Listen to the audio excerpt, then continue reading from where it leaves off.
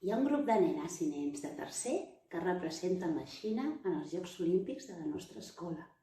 Aquests nens i nenes han fet un gran projecte d'investigació d'aquest país. Malauradament, no ens ho poden ensenyar. I avui farem un viatge virtual per la Xina per veure els llocs més interessants d'aquest país. Amb la Tina i les seves aventures, avui ens apropem a la Xina.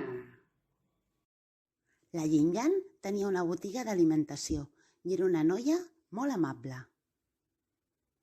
Era amiga de la Tina i la seva família. Cada dia li explicava coses del seu país. I un dia la Yinyan li va regalar un àlbum amb fotografies de la Xina.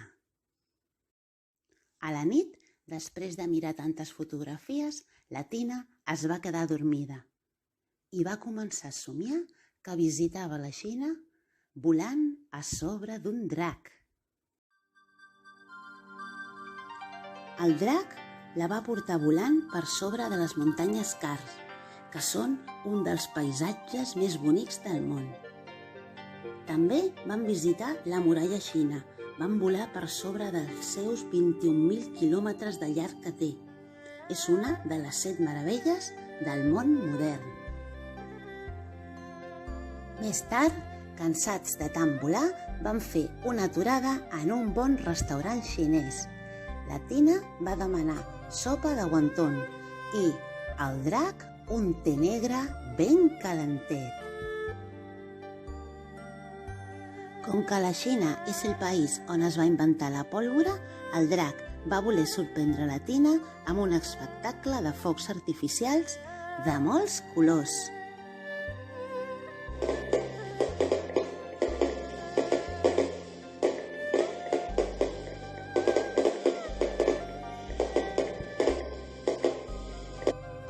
El drac també va portar la Tina a veure la ciutat prohibida, que era l'antic palau de l'emperador xinès.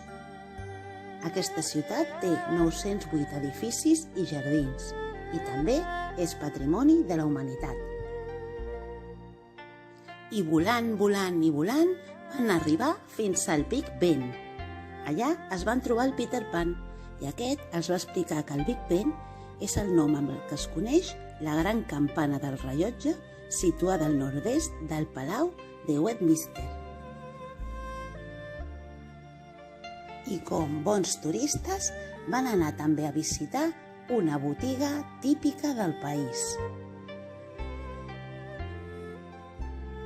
La Tina va comprar al seu pare un gerro de porcellana que a Xina es fabriquen des de fa milers d'anys. La Tina i el drac també es van fer una foto amb els guerrers de terracota, un conjunt de més de 8.000 figures de guerrers i cavalls de mida real que van ser enterrades juntament amb l'emperador xinès. El drac volava tan ràpid que en un tres i no res van arribar a un bosc de bambú. La Tina es va divertir molt fent d'exploradora. Però el moment de més alegria va ser quan es van trobar amb un os panda. Que bonic! Os, vols venir-te amb mi? Ho sento, Tina, jo haig de viure al meu país, a la Xina, entre els bambús. M'agradaria molt estar amb tu, però no puc. Oh, quina pena! Després d'acomiadar-se de l'os panda, la Tina i el drac van anar a visitar una pagoda, uns sorprenents edificis de fusta amb diferents nivells i amb unes figures molt estranyes. Allà va ser on el drac es va acomiadar de la Tina. Quan la Tina es va despertar, el primer que va fer va ser anar a la botiga de la Yinyan per explicar-li el seu somni. Tina, quin somni més emocionant, però una de les coses que m'has explicat no és de la Xina, t'has equivocat. Torna a mirar l'àlbum de fotos que t'he donat, ja veuràs, hi ha una cosa que no és de la Xina. És veritat, Un dels monuments que va visitar la Tina no està a la Xina. A veure si trobes quin és. I si el trobes, envia'ns la resposta i digue'ns on està aquest monument.